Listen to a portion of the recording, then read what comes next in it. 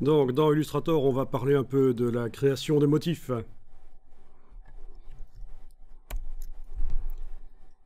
Donc voilà, je crée le document. Au passage, vous voyez qu'on a ici le pré-réglage des effets de pixelisation. Maintenant, vous savez ce que c'est en fait. Hein. Vous savez que si vous voulez que ce ne soit pas trop demandeur par rapport à l'ordinateur, vous pouvez passer en 150, voire même 72. Ici, on n'a pas le choix de mettre autre chose, mais parfois, pour certains documents complexes, je descends parfois à 18 pixels par pouce pour que ça ne rame pas trop. Hein. Bon, ceci dit, dans Illustrator, il y a possibilité de faire les éléments de manière séparée, un peu comme dans Photoshop, les objets dynamiques. On peut, dans Illustrator, amener dans Illustrator un autre document Illustrator. Vous pouvez avoir plein de documents Illustrator et les combiner dans un nouveau document Illustrator, en les amenant en tant qu'image. Ben oui. Donc ça peut être une solution pour simplifier les choses. Pour faire des fichiers moins lourds, parce qu'en fait les vecteurs des images ne sont pas réellement dans Illustrator, c'est juste l'image. Et les vecteurs, ils sont dans le fichier sur le disque dur. Ok, donc je fais un document A4 horizontal. Alors on va créer des formes, des étoiles par exemple. Donc derrière ici. Voilà. Alors pour décider d'avoir une étoile qui est particulière avec pas 5 branches mais un nombre différent, vous pouvez simplement cliquer. Et ça c'est valable avec tous les outils. Quand vous cliquez sans bouger, au lieu de tracer quelque chose, ben, ça vous donne la boîte pour créer de manière paramétrée. Donc là par exemple, voilà, je peux faire un truc à 3 branches par exemple. Ben, c'est un triangle en fait. Ça dépend en fait des rayons que j'ai mis. Voilà.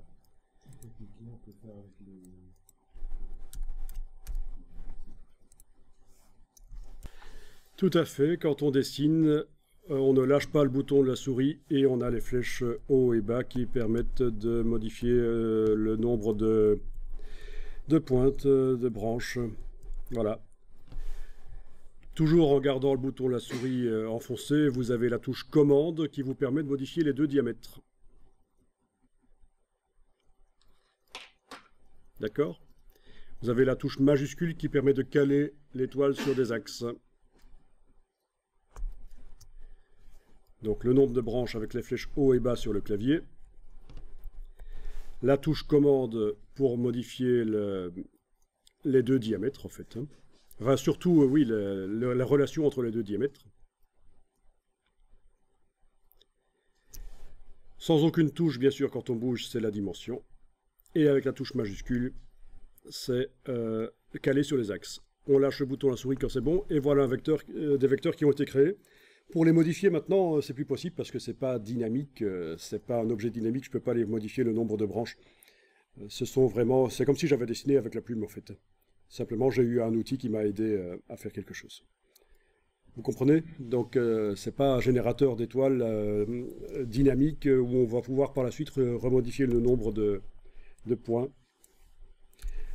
Alors, dans cette étoile, je vais aller mettre... C'était juste l'occasion de voir que les outils, on peut les utiliser de manière paramétrée quand on clique, et qu'il y a aussi plein d'astuces avec les touches quand on trace. Je vais aller mettre un motif là-dedans, donc je vais aller chercher la palette nuancier.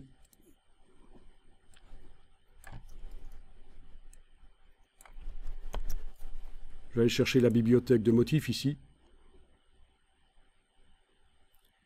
Motif décoratif, héritage décoratif par exemple.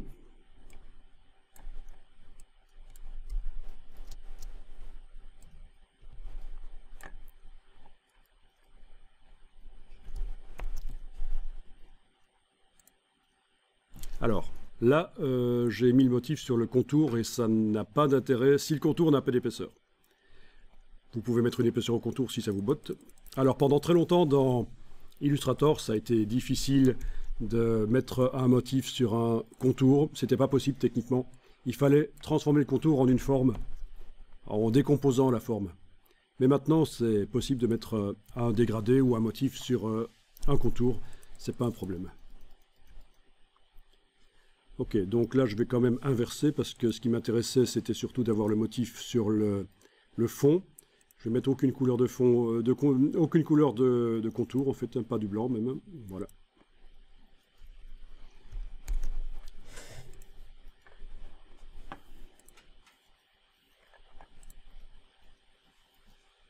Ok.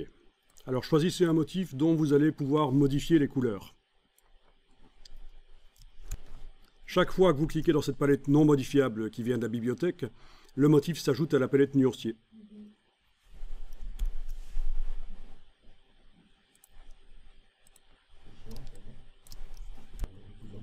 Oui, oui, tout se retrouve. Bon, il y a peut-être une solution pour que ça ne fasse pas comme ça, mais je ne la connais pas. Mais de toute façon, c'est logique que toutes les formes qui utilisent des motifs qui sont sur le document ça doit apparaître dans la palette des nuanciers. Mais c'est vrai que les motifs qui ne sont pas utilisés sont malgré tout stockés là. Ah oui, aussi, voilà ce qu'on peut faire. À un certain moment, si ça t'ennuie, tu peux aller dans le menu, tu peux demander sélectionner les nuances non utilisées et tu cliques sur la corbeille et à ce moment-là, tout ce qui n'est pas utilisé dans le document s'en va. Ça peut être une solution, mais ne faites pas ça maintenant. Mais c'est vrai que c'est une solution pour nettoyer. Notamment, c'est important quand on amène le document Illustrator dans InDesign, parce que ça risque de générer plein de couleurs Pantone qui ne sont pas réellement dans le document, et c'est difficile à gérer. Et trop de couleurs Pantone, ça ne voudra même pas s'ouvrir dans InDesign. Donc voilà pourquoi il peut être intéressant, en effet, avant d'amener dans InDesign, de nettoyer quand l'illustration est finie, en sélectionnant les nuances non utilisées, et puis en cliquant sur la corbeille, pour réduire le nombre de choses qui est dans le nuancier.